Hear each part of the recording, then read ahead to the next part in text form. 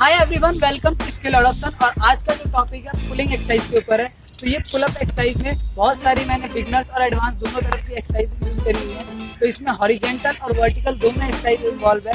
जैसा कि गाइज आप जानते हैं कि पुल अप एक अपर बॉडी को अच्छा ट्रेन करने वाली एक्सरसाइज होती है। इसमें आपकी मोर मसल इन्वॉल्व होती है और ये आपकी बैक की मसल्स को ज़्यादा से ज़्यादा टारगेट करता है। और इसमें मैंने वो एक्सरसाइज इन्वॉल्व करी है जो मेरे लिए भी अच्छी साबित हुई है।